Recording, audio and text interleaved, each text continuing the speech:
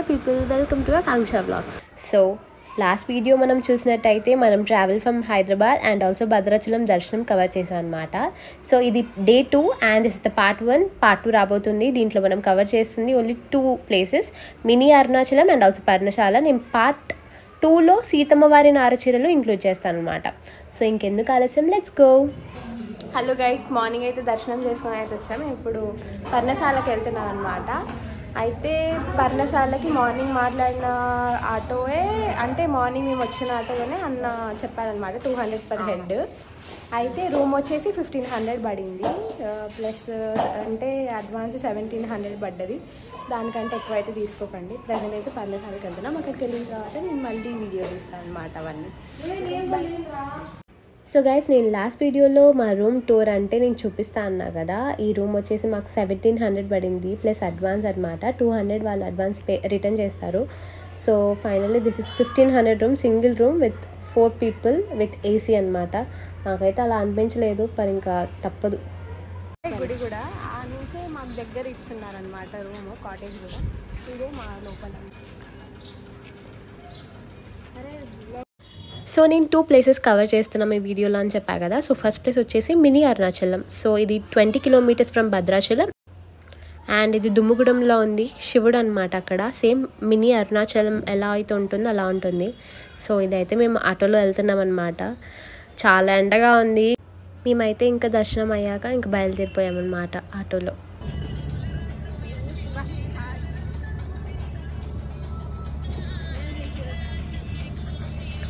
So భయపడకండి guys, it's just dancing కూడా అనొచ్చు అనకూడదు నాకు తెలీదు. ఇంకా మాకైతే టైం పాస్ కాక ఇంకెళ్ళే దారంతా అలా సాంగ్స్ పెట్టుకొని జస్ట్ అలా యాక్షన్స్ చేస్తూ డాన్స్ చేస్తూ ఉన్నాం అనమాట.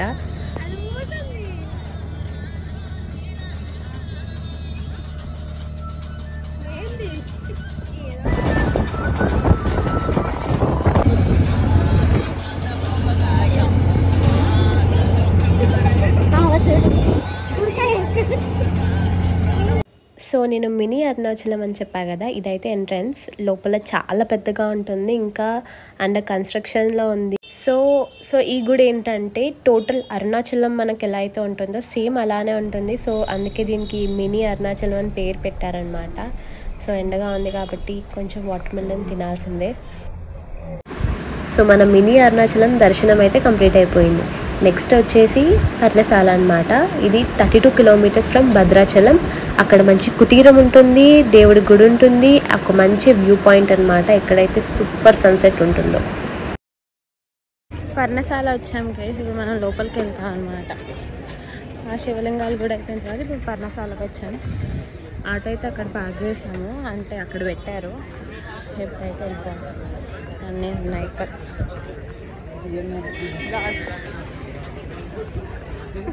ఎండ అయితే చాలా ఉంది అసలు మార్నింగ్ నుంచి. అసలు ఎండ ఎట్లుందంటే సమ్మర్ సీజన్ అంటే ఎండాకాలము. గైస్ అది జోక్, కొంచెం నవ్వండి. అది కొద్దిగా జోక్ అనమాట. మళ్ళీ అత వేసింది, కొద్దిగానే నవ్వాలి ప్లీజ్. సో మనమైతే పర్ణశాల రీచ్ అయిపోయాం. అక్కడికి వెళ్ళే లోపు ఒక చిన్న స్టోరీ తెలుసుకుందామా. పర్ణశాల అనేది ఒక చిన్న విలేజ్ అనమాట. సో రాముడు, సీత, లక్ష్మణుడు వనవాసం చేసిన సంగతి అందరికీ తెలుసు. ఆ వనవాసంలో కొంతకాలం ఇక్కడ గడిపారనమాట. సో ఈ ప్లేస్ చాలా పవిత్రమైనది and also very very peaceful.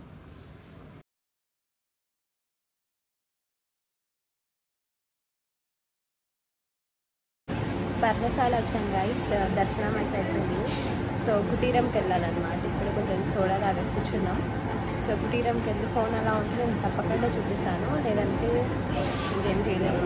నార్మల్గా అయితే బొమ్మలు, రాముడు బొమ్మలు, సీత బొమ్మలు, సీతమ్మ తల్లి బొమ్మలు అవన్నీ ఉంటాయి కదా. కుటీరం సపరేట్గా ఉందన్నమాట.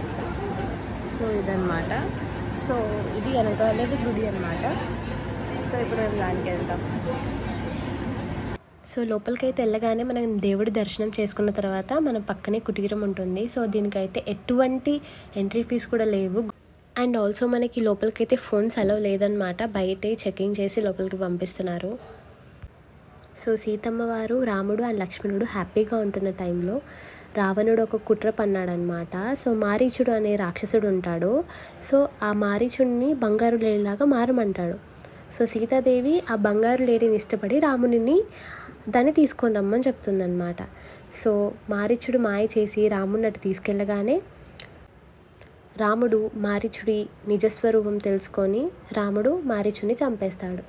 సో ఆ గొంతులు విని లక్ష్మణుడు రాముడికి ఏదైనా అయిందేమో అని చెప్పి సీతాదేవి కూడా లక్ష్మణుడిని ఇంకా అడవిలోకి పంపిస్తుందన్నమాట, రాముడికి ఏదైనా అయిందో లేదో అని చెప్పి. సో రావణుడు అదే టైంలో ఎవరు లేరని చెప్పేసి మారువేషం వేసుకొని సీతని మాయ చేసి అక్కడి నుంచి అపహరించి తీసుకెళ్ళిపోతాడు. ఇది ఇక్కడ జరిగిన స్టోరీ. మనకి ఇక్కడే సీతమ్మ తల్లి కాళీముద్రలు అండ్ ఆల్సో బంగారు లేడీ కాళీముద్రలు ఇక్కడే మనం చూడొచ్చు అనమాట. అండ్ పక్కనే చిన్ని హనుమాన్ టెంపుల్ ఉంది, దాంట్లోకి వెళ్ళి దర్శనం చేసుకొని రావచ్చు.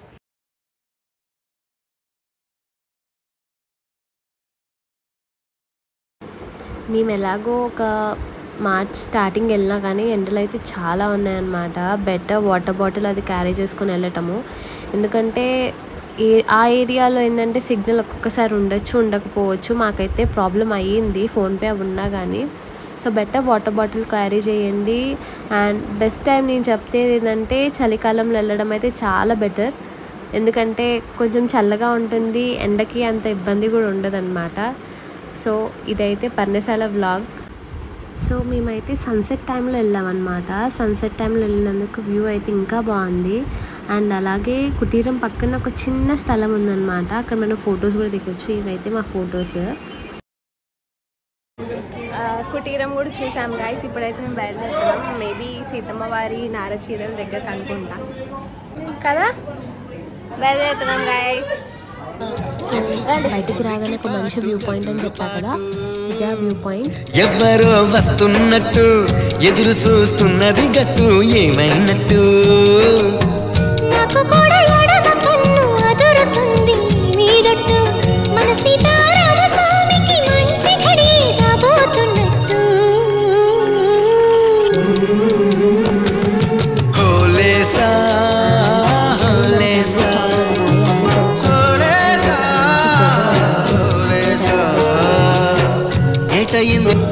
ఎవరో వస్తున్నట్టు ఎదురు చూస్తున్నది గట్టు ఏమైనట్టు. సీతమ్మ వారి నారచీరలకు వచ్చాము గైస్. లొకేషన్ నేను ఇప్పుడు చూపిస్తాను, చాలా బాగుంది. అక్కడ కూడా చాలా బాగుంది. సన్సెట్ టైంలో వచ్చున్నాం అనమాట మేము, అందుకే సూపర్గా ఉంది లొకేషన్. సో ఇప్పుడు చూపిస్తాను.